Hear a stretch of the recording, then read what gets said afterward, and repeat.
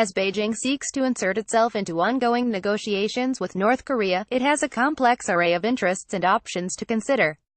Should it help its communist ally push for the removal of U.S. troops from South Korea? Or would it be best to simply continue supporting the indefinite suspension of U.S.-South Korea joint military exercises? Does Beijing need to be concerned about improving U.S.-North Korea relations? If so, what needs to happen to ensure that the budding relationship doesn't one day threaten China? With so many decisions to make and interests to safeguard, Chinese officials certainly have their hands full, especially since they are dealing with a number of stakeholders and fluid circumstances.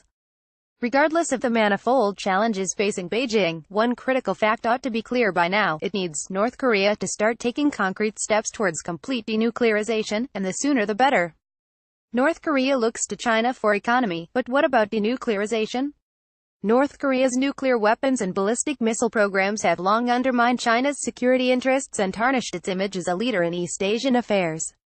Since the 1990s, the U.S. and its allies have responded tit for tat to advances in Pyongyang's weapons programs, causing great concern to Beijing, which fears that Washington and its security partners' efforts to counter the North Korea threat are a stalking horse for a China containment campaign. One of the most worrisome developments in the North Korea saga, from Beijing's perspective, has been the deployment of several sophisticated U.S. missile defense assets to Northeast Asia over the past 2 decades. In August 1999, less than a year after North Korea fired a Taepodong-1 ballistic missile over Japanese territory, the U.S. and Japan agreed to conduct joint research on a ballistic missile defense system that could protect allies from the North's newly displayed weapons. Key dates in North Korea's missile development. However, the joint research program did not lead to immediate action as, just weeks after it was announced, Pyongyang agreed to suspend testing of its long-range missiles, a self-imposed moratorium that remained in place until North Korea's foreign ministry declared it null and void in March 2005.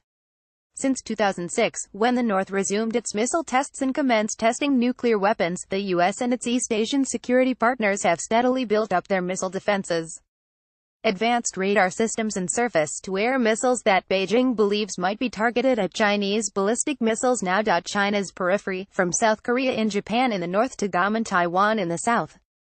And more such military assets are being deployed to the region as Washington and its allies hedge against the possibility that the Kim regime will not follow through on its commitment to relinquish its nukes.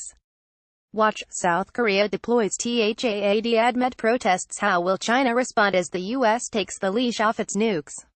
If that weren't enough to unsettle China's leaders, the North Korea threat has also contributed to a broader military buildup in Northeast Asia. Even before U.S. President Donald Trump began pushing America's allies to increase their defense spending, Japan and South Korea had already raised their annual military budgets for several consecutive years.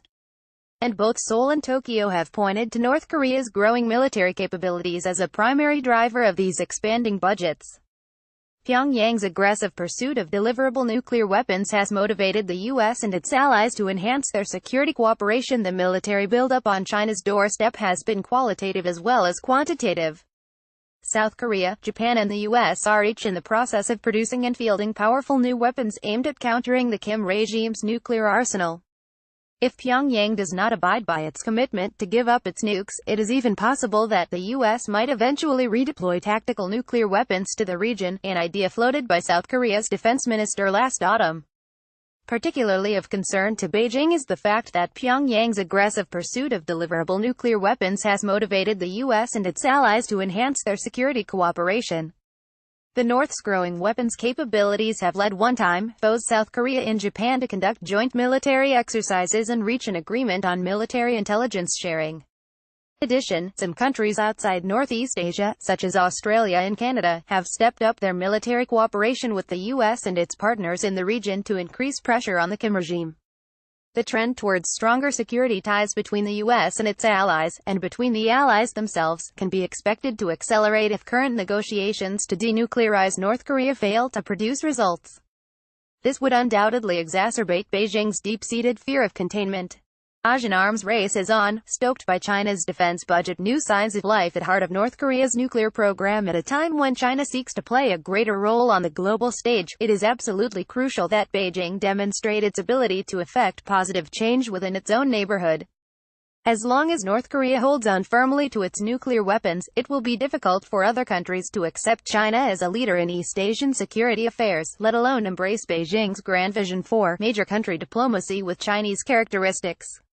While China might not have sufficient power to force North Korea to denuclearize, it does have the wherewithal to completely undermine international sanctions on the Kim regime, a fact that obviously concerns Washington.